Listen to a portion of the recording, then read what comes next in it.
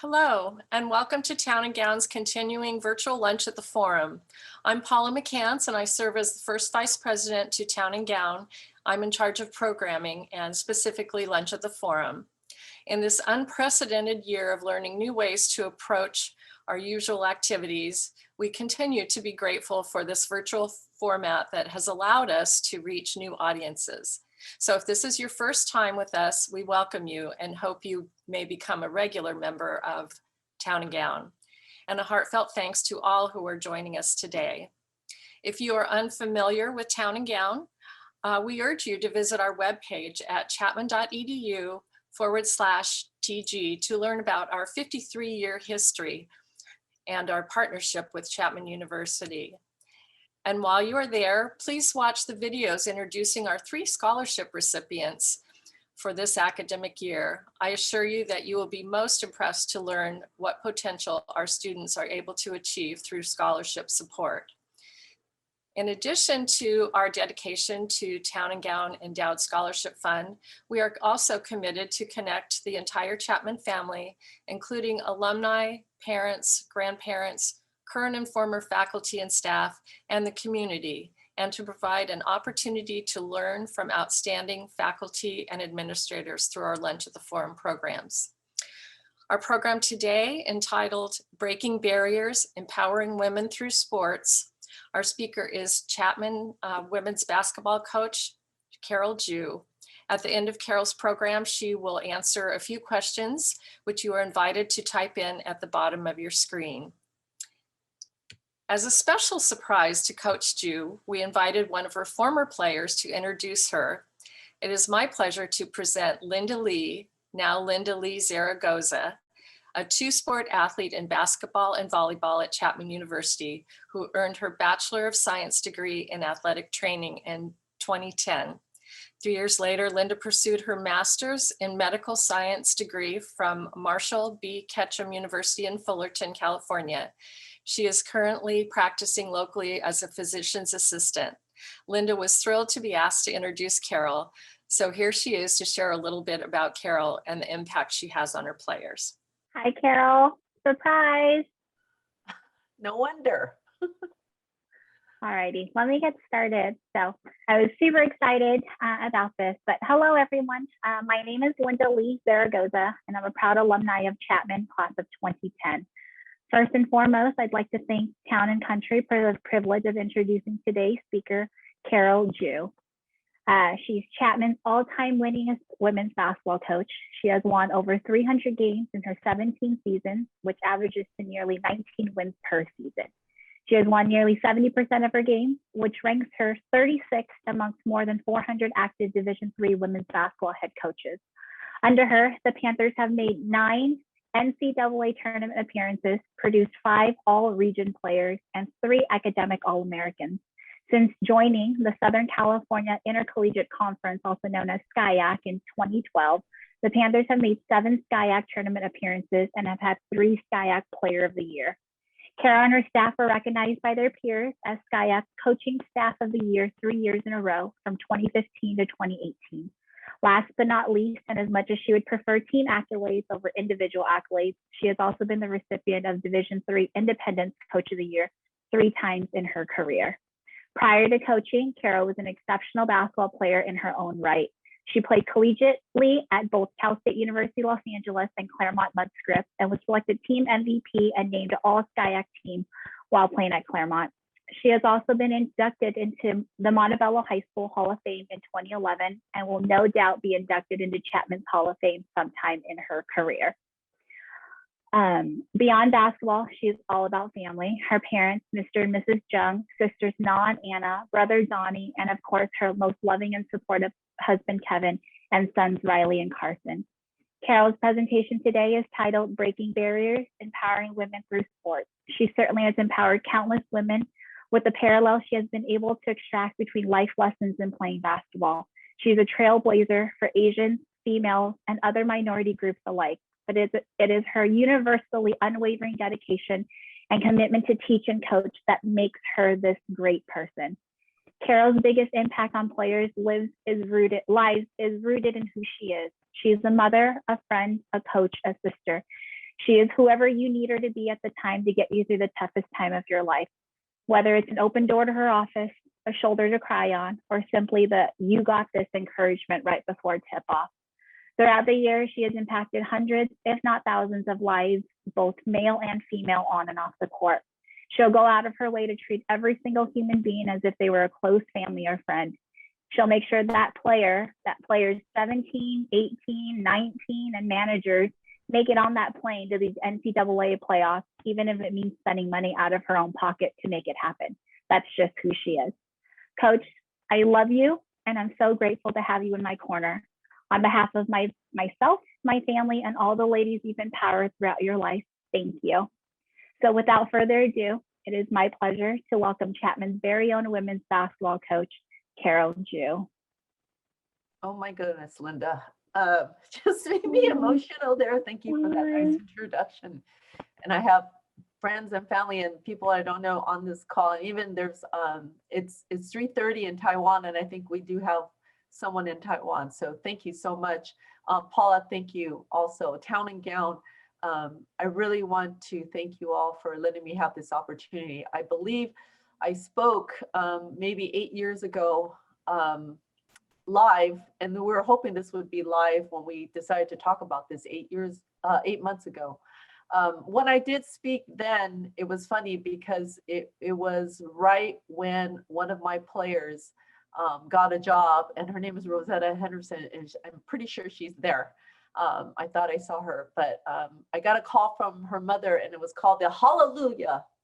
My daughter got a job, and that was one of the highlights of, I think, talking at the Town and Gown and talking about Rosetta, who played for us, and it's the people that have come before and there now that I'm very fortunate. So Linda, so I'm trying to grasp because coming up to these days, I've been telling people I've been a little bit nervous, and normally when I speak, I can just flow very easily.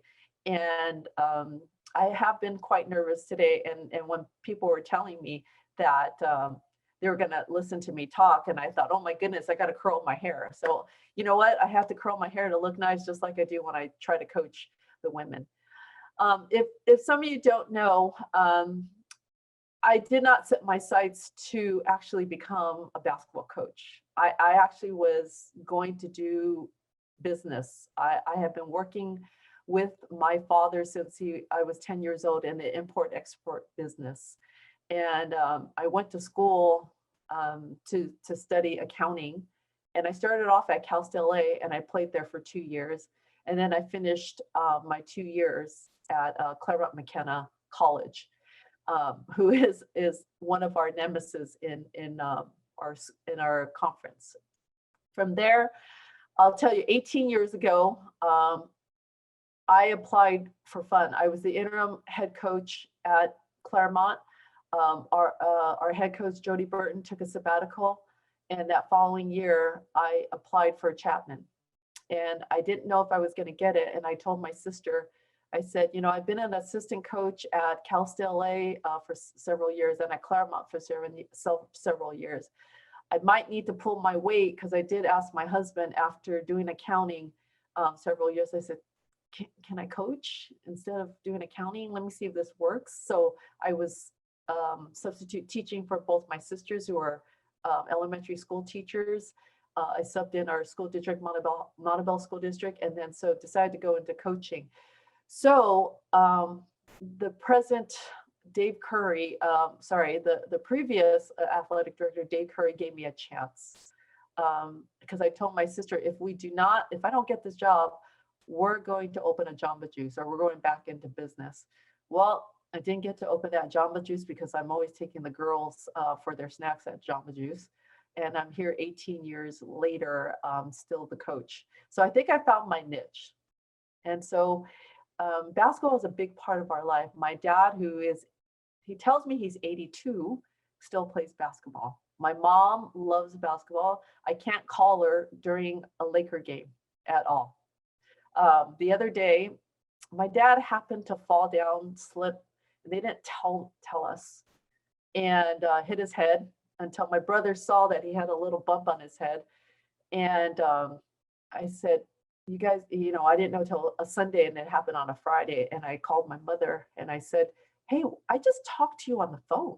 Why didn't you tell me that dad fell or hit his head? And she goes, it was during the Laker game. I am not going to call you during a Laker game. I was so mad that the Lakers were losing. That's our family. And as you see the picture of our family, my two sisters are elementary school teachers, and then my brother lives in Northern Cal and works at Facebook, and been very instrumental. Our family is heavily into sports. So in 2019, I get an email. Well, before we go to that, Joey, can we go to my sons? I should mention my sons and my husband, who does a lot of the dirty work when I'm in season. And Riley is a freshman at Chapman, and Carson is a freshman at Tustin High. And they have put up with being in the gym since they were babies. And they have grown and known many of the women, especially Linda and her sister Christina, who have watched them grow up and watched basketball. And they did both. Riley did play at Foothill High, and Carson is playing at Tustin High. And hopefully there will be a season. And I have to thank my husband, because if it wasn't for him to let me to be the coach who I am and be a second mom to all these wonderful women. So in 2019, in June, I got an email and it said, hey, would you like to be a sports envoy for the US to Taiwan? I kind of read that once and then saw it again twice, and I thought it was spam. So I kind of read it a third time and I said, okay, I'm going to email back. It was the State Department, and they asked me to, if I would make my decision within 2 weeks to go to Taiwan to represent for their 40th year in the U.S. in Taiwan, where you see the American Institute of Taiwan. They serve as an embassy for the U.S. There is no embassy there, but this is what helps people in that are from the United States there, and if they need passports or anything like that. So many Americans work there, and as you see in there, Eric Aldrich in the middle next to Holly and I. He invited us over there. So I was invited, and Holly Warlick in next to me right there is a legend in herself. So what you see there is a day that we were talking at the university. Holly was at the University of Tennessee for 36 years, a player, an assistant coach to Pat Head Summit, the late Pat Head Summit, as an assistant coach. And then she became the head coach the following year. I was in awe. And when you meet people, I think I was just so amazed to meet somebody that had been in the game is so long, and also being a comrade to Pat Head Summit, that is the basketball guru of women's basketball. Got to know her really well during this 7-day trip. If they're telling us to empower women there or sport, they asked us to talk to the girls, the women, about playing sports. I was amazed and enlightened when I got there. Holly and I met the people from the American Institute of Taiwan, and they took us each day. There was a big agenda. As you see, I went into their offices, and as we're about to do interviews, and you see on the left there, that picture of me and a banner, I turned and looked at that picture, and I was like, wow, that's pretty neat. And I go, wait a second, that's me. And I couldn't believe how much we were treated so well there. So each day was either a talk at a university, then going to a clinic after that. And then after a clinic, we would have to go maybe to a dinner and meet. I met the most amazing people again. What I found that what was I gonna do, being this coach that is from the United States? What am I gonna say to empower these girls? Well, I met somebody that just amazed me. And she is the mother of women's baseball. Her name is Sophia Liu. She is the first female umpire of baseball. When she tried out to be an umpire at her time, she was told, we don't have equipment for you. This is a man's sport. This is not for you. And she fought away. And she's about 5'6", and I think she's athletic. But when you look at an umpire, they're about a 4x4. And she fought her way through it. She's also an interpreter because she could speak English. So she had a stint with the New York Yankees to be an interpreter because there was a player from Taiwan that played for the Yankees. When she told them her story, they sent and donated equipment so she could have the equipment, the umpire equipment, so she could try out. So she is the grassroots of getting women into umpiring baseball. So, and also after knowing that, and we met to eat, she is also the social worker of the single women or girls of the Garden of Hope. The Garden of Hope, where we're one of the places that we were able to speak to single mothers. And that was one of our trips too that we took in one of the days, where we met at the library. It was raining cats and dogs. It was just so, when it rains in Taiwan, it is blazing. Like everything is, you could barely get to the door. It's just raining so hard. And in fact, a typhoon. So as we try to get to the library, we spoke, Holly and I were thinking about what are we going to talk about? I had no idea what I was going to say. I said, what can I talk about with these women and the girls at this center about basketball? Well, I thought I'm going to talk about how I teach self-defense and how at Chapman I teach with my assistant coach, Mito Liu. We teach specific techniques for you to get out of a situation. But the main thing is the power of your voice to get out of a precarious situation. So that's what I started to talk about with the women about. Sometimes we get girls in this class saying, I hope I can learn something in here, or show me the moves that if I get attacked, show me how to defend myself. And the first thing is, the most powerful thing is your voice. And as we started to talk, the women were shy at first, and they would ask questions. And some of the questions that they asked us was, and especially they said, well, you're both married and you have family. And one of them said, Coach Ju, you look like me, Asian. How are you a coach? How are you able to be a wife, be a mother, and coach? And I said, sometimes you're with the right partner that believes in the same values that you have. Because when I first got this job at Chapman, I thought, woohoo, I'm going to teach all the stuff I know from defense to offense, everything else. I want to teach them how to be hard workers.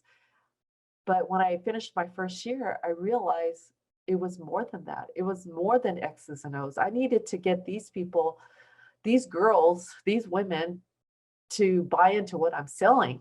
And that's playing together. So the same thing of speaking to these women about having the confidence and using your voice and know what you want. And it started to slowly, we started to talk. And by the time after 45 minutes, here we're taking pictures, we're talking about what you're doing. And Holly and I, we didn't want to leave because we're always on that time schedule. But that hit me pretty hard, going there to meet these women, because they were saying, I'm trying to heal. Tell me how I could heal. And I said, I think you're already starting that process. I can't imagine what you've gone through.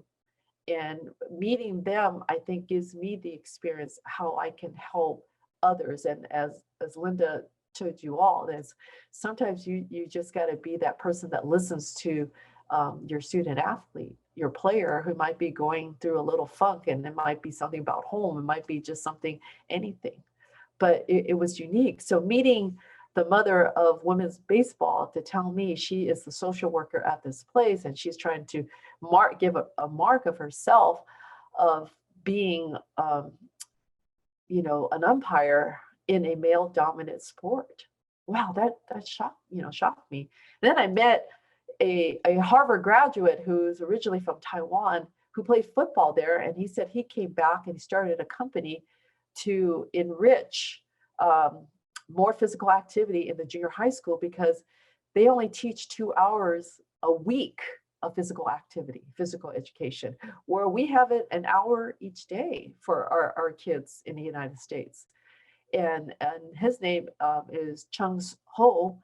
And these two, Chung Ho and Sophia Liu, are making strides. And I'm thinking, wow, you're asking me to do something. I think you're teaching me.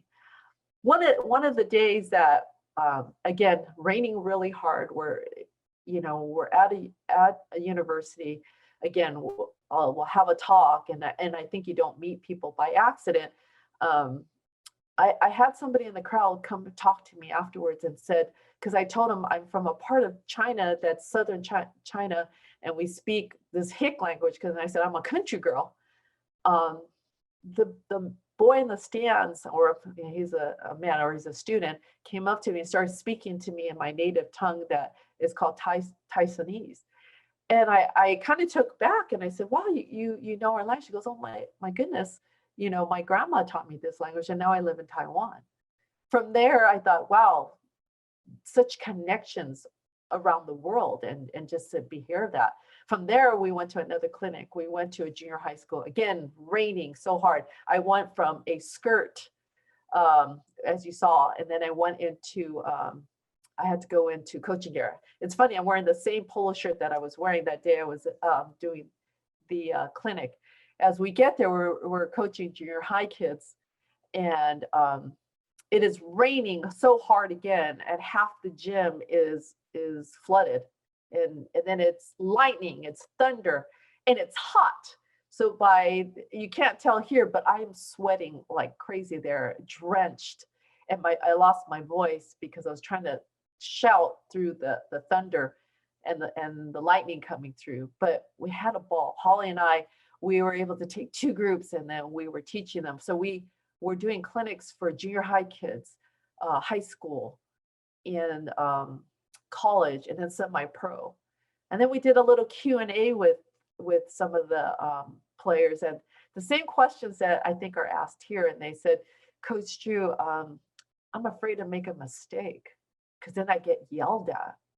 And I said, whoa, I know the answer to that. I said, boy, my players are now probably cringing, going, yeah, she always yelled at me, or they know when I yell at them or anything else, it's hard to get yelled at. But I always tell them that if I'm yelling at you, I believe in you.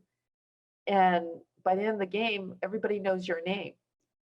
So I said, if I'm hard on you and I'm yelling at you and I'm trying to correct you, and what we have as a list of coaches that we talk about, my coaching staff, is that we're trying to shock your brain. So all of a sudden, yes, I do raise my voice.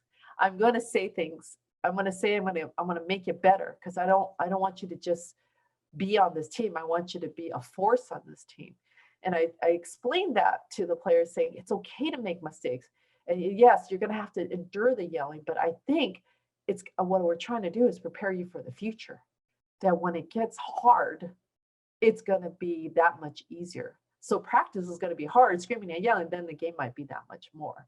And I know that was one of the key points that stuck with me, that almost every single, from junior high to semi-pro, says, I hate getting yelled at, and I don't know what to do from there. So I just said, endure it, live with it. And I think and I hope some of my present players are here, that they understand, I love you if I'm yelling at you. You should think twice if I'm not, So from there, clinics, then we went to a tournament that I was able to take a previous Chapman team, and I believe in 2015, we went to called the Buddha tournament, where at the Buddhist monastery, they put on a tournament every single year. And that was, I believe, the 9th year. We were hoping to come for the 10th year. The Grandmaster Buddha there loves basketball. So he puts on a tournament, invites teams from all over the world. The 2015 team got to play against France, China, Malaysia, got to meet a whole lot of people from different countries and play basketball. It was like the Olympics. It was so neat. We got to stay in the Buddhist monastery. Outside my dorm window was this 100-foot Buddha, great view.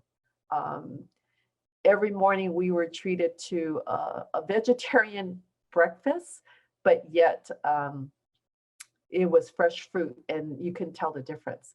So going back as a coach is different, and then going as a speaker was so much more even different. So again, changing to go over there, go be a speaker at one of the banquets, and to talk to the people at the Buddha tournament. And we did have two US teams there. There was a team from Colorado, a women's team from Colorado, and the other team was Vanguard University men's team, who is just down the street from us, Costa Mesa. And we got to talk to them, and we got to be in their pregame the following day. Holly and I were invited to say a few words. They were about to have their game, and it was exciting to watch their game. But beforehand, before the game, one of the guards came up to me, one of the male players, and his name is Jonah Tormari. He came up to me, he goes, "Oh, Coach Drew, I heard you talk last year at the North-South All-Star game, and I remembered you. You had a lot of things to say," and he goes, I didn't forget. And I was shocked. So again, here's this connection of seeing somebody across the world and telling me he had heard me speak. And I said, "Oh yeah, you listened to me and my crazy anecdotes and everything." He goes, "Yeah, I had a good time." Well, get this, I would believe 3 years later, Jonah's dad is Carson's coach for club basketball. And I did not make that connection because I didn't remember Jonah back then. And I just reconnected with Jonah just about a few months ago, remembering that he was there. And so what a treat to again, to see this and come full circle. When we were at the tournament, Holly Warlick, again, is a legend. So American Institute of Taiwan was celebrating their 40th year in Taiwan. In fact, Holly was there 40 years prior. She was at the other Taiwan tournament and called the Jones Cup. And she was there with the US team. In fact, I think she was the MVP. And they won the tournament that year. So it was a big deal to have Holly come back. It was almost like full circle for her to come back. And the people that took care of us there, especially Wanda and Heidi, was always our liaison, our interpreters. Though I know a little bit of Mandarin, I'm not fluent. So they were always our translators when it came to speaking to the public or doing the clinics. But wow, they found a picture of Holly from 40 years ago playing as the guard, and it was so neat to see that during that time, that as they're celebrating their 40th year, Holly comes back. And so those were the kind of things that were happening with us in Taiwan. And again, like I said, the highlight was talking to the single mothers of the Garden of Hope, and just going there as the sports envoy, not knowing what I was putting out there. Just if you want me to talk about basketball, it's easy for me to say, let's go, let's do this drill, and I'm going to tell you to do it 100 times better if you speak, or and here I'm having to do it with a translator. And it is just so neat to see the joy of them trying to do it for the way you want them to do it. So those are the kind of things I was able to flourish coming back from Taiwan. And this is the first time I've actually talked in depth about Taiwan because, you kind of, it didn't sink in as much as it did afterwards. And even though the interviews, it was just almost a blur. And to tell you that we really did not want to leave at the end of the trip, but it was time to come home because it was uh, a long 7 days of meeting people, of doing clinics, and showing up to events and doing interviews. So, but I'll tell you, that was one of the most amazing trips I took for basketball. What the biggest things that I have noticed in my coaching, and which I didn't know, and I say this a lot to a lot of people now, is that now the basketball is bigger than what I ever thought it would be, meaning it's more than just basketball. And then when I recruit women to come to Chapman, I always say, I want to know what you're going to be doing 10 years from now. It's not just about playing on the court, but it's what you are off the court. Grades mean a lot for you to do what you have to do. We have many students that are like, and I mentioned Rosetta, many students that have gone beyond to do their master's. Rosetta is now a counselor at UC Irvine. Linda, as you see, she's a physician's assistant at our orthopedic office. Countless of our alums are doing something, and I believe changing the world, in the sense that I feel like I hope I had a hand in it.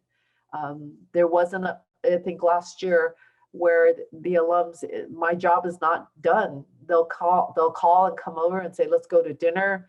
And they'll say, hey, you know what? I just went through a really bad breakup. Can we chat? Can we just come over and talk about it? And there was one night I was supposed to go to Redlands and scout, and they said, you know, today's the best day. And I said, okay, come over. And you know what? I'm glad, because then we could talk it out.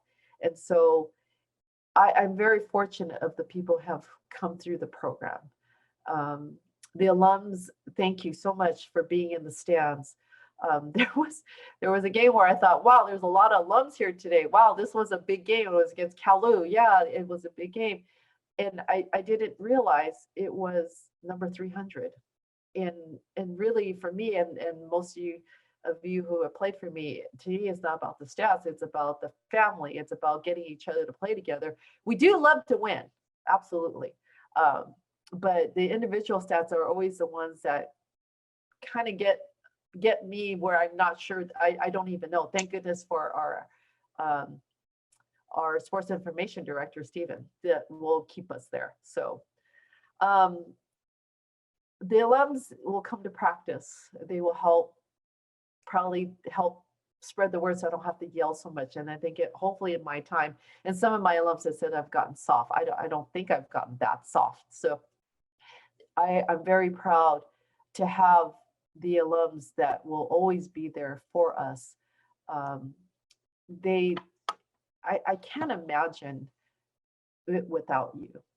So there has been, for you to know, for my audience to know, there have always been long car rides that around the school, just to talk about anything and everything under the sun, just to maybe not talk about school or not about basketball, or basketball's too hard right now. But it's bigger than that. And I've been very fortunate to be in this position, to be able to relate to the girls as much as I can. And I want to don't say girls, and also women, because people want to say, can't just call them girls. But to me, they're young because they're younger than me. And I try to stay up with them. I want to say thank you for talking about life and love. And then, you know, with me and our staff, it's about the food. I take the kids to try every food possible, from Mexican to Chinese to Hawaiian. I've taken them out to where the breakfast of Chinese is dim sum, just so they could have a taste of different cultures. So that's what we're about. We're about a family, and I'm very, very fortunate that we have that. I want to say thank you to the Town and Gown. I would not, again, know much about them, but it's because of Bill and Barbara Parker, who are like grandparents in the stands for us, that I met my year one that I was there. They were very instrumental of keeping me and telling me that I was doing an okay job, a good job. And if it wasn't for Barbara, who had told me many years ago, we were both at a Chapman event, and she said, I want you, Carol, when you speak to the crowd, speak from your heart. Don't read the words. I've never forgotten that, Barbara. I need the crowd, and I need to be able to not look down on a piece of paper. And that was one of the best advices you've ever given me. And I hope you're still on. And thank you for both of you for always having that support. And Bill, and Bev Weatherall and your late husband, Dave, were always there for me and part of teaching me what Chapman was about. Dave played basketball for Chapman, and he's a Hall of Famer, and Bill also is. And also Roseanne Bai, your late husband, Richard, was a big fan of our team. He went with us on road trips. He would carry the luggage, would make sure the balls were where they need to be, and he would find us. His favorite place to take us was Hometown Buffet. So I want to say thank you very much on that. And let Roseanne, for you to share Richard with us. One thing I want to say to all of you and all my friends who have been so supportive and in my coaching, and yeah, you crack up that, I'm all dressed up, and 1 year we're in Hawaii, I was dressed up in a dress and I had my hair curled, and someone came up to my husband and goes, "Where's Coach Carol?" And he goes, "Right there in the dress." He goes, "Whoa, that's not her."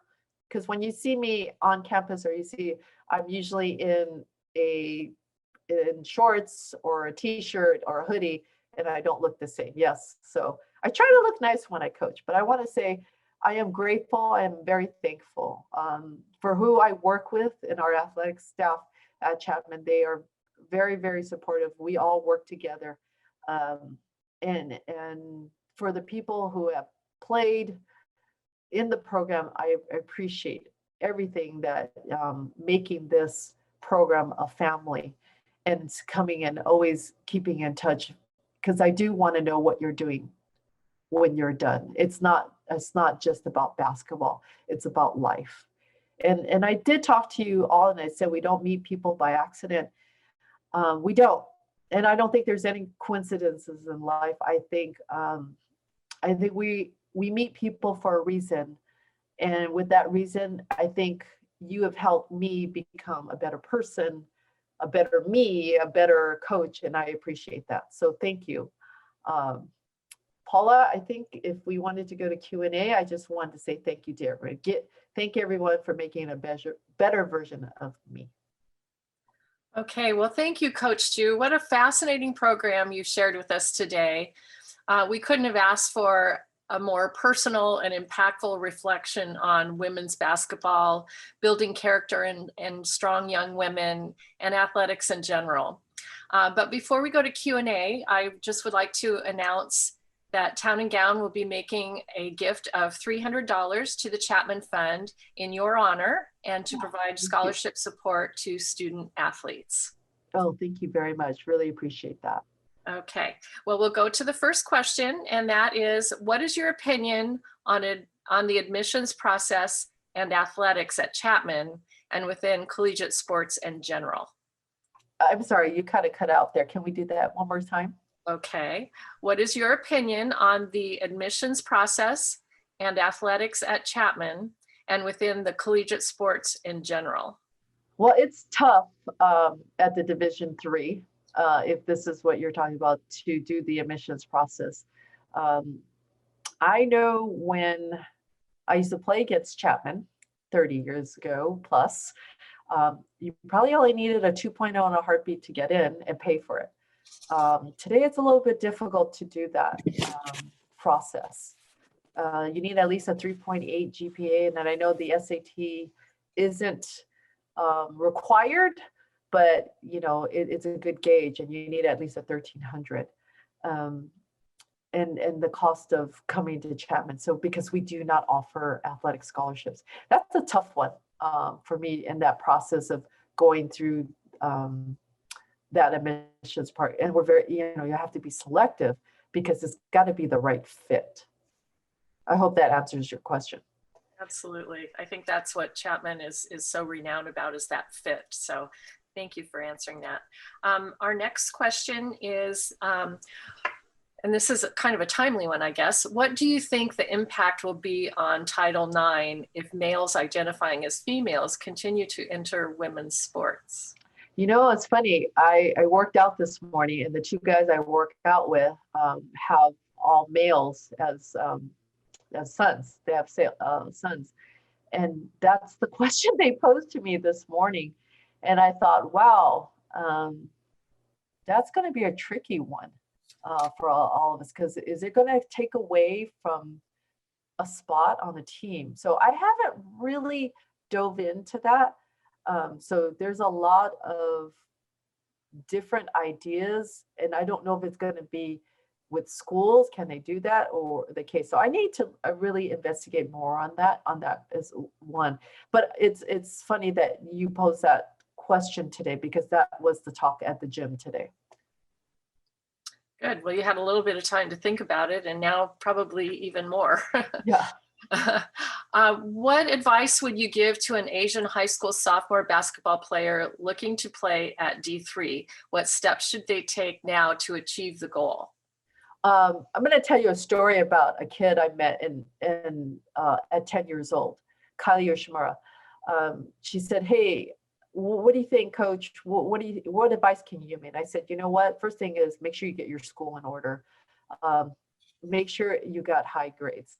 Well, 8 years later, I meet her again, and I didn't even know it was going to be her. And she goes, "Hey, Coach Ju, I followed your advice when I met you when I was 10. And I was thinking in my head, what did I say? She said, "You told me to get good grades. I have a 4.0. And I go, "Oh, you could get into Chapman, I'm pretty sure." She goes, "I don't want to go to Chapman." I go, "Oh."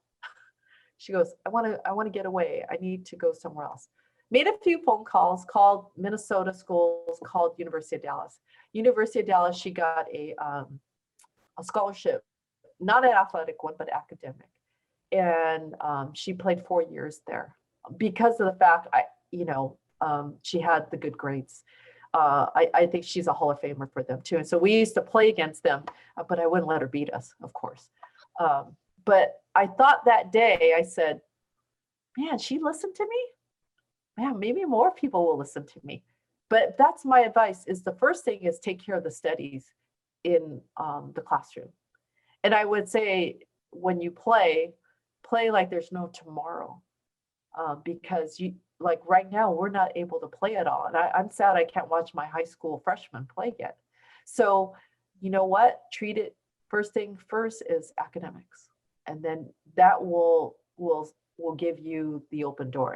And to this day, in fact, I saw Kylie last year when I was in Vegas, and when I said, I always use you as my my talking point about getting good grades. Okay, our next question. When in Taiwan, what was the biggest cultural difference in the players? And does that hold true in the US with international players? Very physical, but they're so nice after they kind of push you around and everything. They're a lot more physical.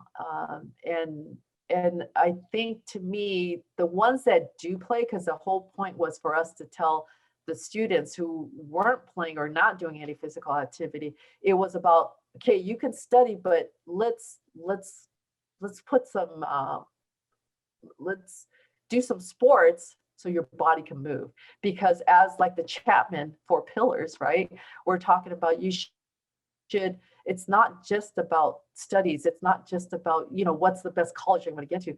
You also need to work on your mind, you need to work on your body. And so those are the few things. But the athletes there, they seem to be a lot taller. And it was funny, when the one year that we brought a team to Taiwan, one of my players thought, I thought all Asians were short. But when we played in Taiwan, everybody was, and the Taiwanese players were 5'10" to 6'5". So that was a big difference for me. Well, I'm going to ask this. How tall are you, Coach Ju? I'm only 5'6". So it's funny. there's been several occasions where I've met people, and I go to this restaurant in Orange, Japanese restaurant called Oshima. And so when I walk in, they're all like, "Hey, coach, how you doing, coach?" And some patron said, "Oh, you're a coach? You know, what are you a coach for?" And I said, "Basketball." And they go, "Aren't you kind of short?" And I said, "I don't think my height matters when I coach. I think it's what I know, right? Or how I can get them to play." Well, I've seen you coaching and on the floor, and my impression was that you were always taller than what you just indicated. So It's my high heels. yeah. So in Division III, there are no athletic scholarships, but can you speak a little bit about recruitment of players in that realm of Division III and what your role would be? One of the hardest parts of that is finding the kid that has the right GPA. So when I go watch a game, it's, you know, you could say, okay, I want that kid, but they also have to be able to have the grades and also to be able to afford Chapman. So that's what I'm looking for at that part. Is it, Paula, can you get, did I get that part right with the question about Yes. what am I looking for?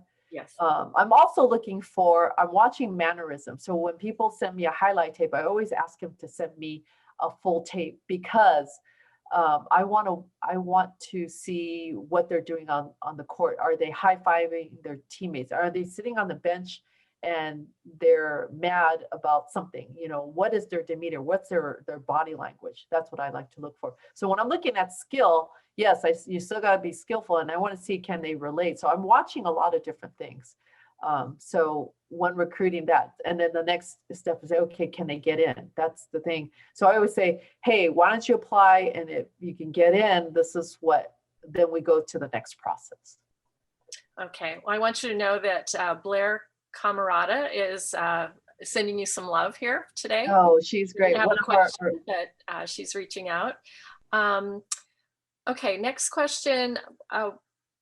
As a former athlete of yours, what do you feel is one of the most important nuggets of wisdom for athletes and students in general looking to achieve their dreams? you know, I looked up empowerment yesterday, and I didn't even think, because we know what it means, and I was like, give power to something. But so it says it's strength and not afraid to embrace that strength. In fact, yesterday I had a 30-minute call with an ex-player who ended up not playing for us. And she says, I'm in a little rut. I'm at Long Beach, but we're not going to school. And so I want to connect with people. I don't know what to do. And I said, well, this is a great opportunity time to work on yourself. If you could be okay with yourself in here, and you know, we've heard the lingo, oh, love yourself. And that's a hard thing to do, you know, to love ourselves or to give ourselves props in that sense. I told her to work on what's good inside her, because I'm sure she'll say, well, I shouldn't be doing that. I shouldn't. Well, do things that are going to make you happy. And that's part of, I've had to learn the last 10, 15 years too, is to give myself a break and don't be so hard on myself. So the things that you're afraid of, conquer those. The things that, what I don't like to say weaknesses, I said challenges, conquer those challenges. Go through it. Pick 1 or 2, 3 things and say, okay, what is really bothering me here? I want to conquer this. So empower yourself. Great advice. What do you see emerging with student athletes today that they have passions about that may not have been present 10 years ago? Things that they're passionate about. I know with our kids, school always came first, but it goes hand in hand with basketball.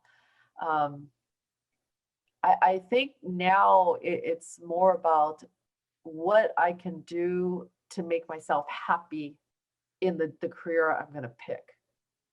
It used to be, well, I want to do this because it's a monetary thing, you know, and I would say I was like that too. I said, well, you know, I would never get into coaching because I need to make the money to say, then I can coach, so I could have a lifestyle that can support the coaching.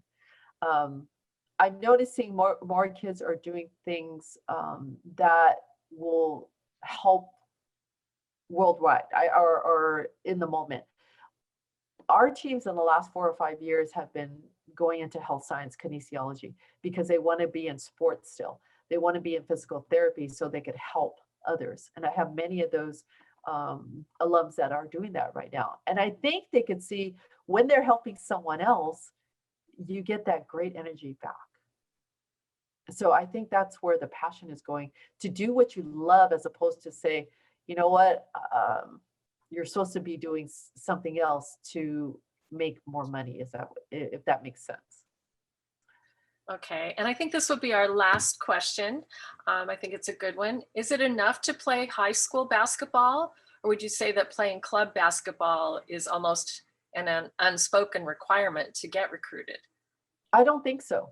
I think you can do both or do one or the other, but it's up to you what you think you believe can help your skill, because you could also work out on your own and do it. I don't think you have to play for another club team.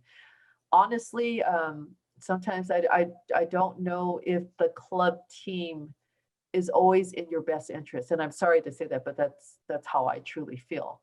And I don't know if the high school team is, but I think if you have a passion to play, there's always different avenues. And to play in a college collegiate atmosphere, it is a privilege. And there's also leagues to play in that can make you better. I think that could help. It can always help, but you don't have to. And that's personally from me. I don't know what other coaches think from there. Okay, well, I think we're going to end Q&A at that. Again, thank you, Coach Ju, and thank you to our audience for joining us today. Our next virtual luncheon will be on Thursday, March 4th. Our speaker will be Dr. Thomas Pehota, the Vice President of Research for Chapman University, presenting a panel of experts on COVID-19 a year later, its impacts on health, society, and the economy. But just thank you so much. Carol, do you have any closing thoughts before we end this? You've been so engaging. Oh, I hope I have. You know what, I almost was, and I want to tell the audience, thank you. It is not easy to do it through Zoom. And I want to say thank you for all the people that took their time for their lunch hour to listen to me ramble on about the things that are passionate for me. And I know a lot of my friends who have helped me along the way become the coach I am today. And I want to say thank you. And so sometimes I feed off the crowd. So usually when I say something, I'm like, oh, the crowd's going to laugh right now. And I go, oh, we don't have a crowd. So, but thank you. Again, thank you for this opportunity, Town and Gown, Paula, and Joy, and Joey. Thank you for making this opportunity for me. I am just very honored. Well, we are honored to have you, and thank you again. And we hope to see everyone on March 4th, and hope to see you, Coach Ju, on the court soon. So take care, everyone, and thank you again. Thank you very much.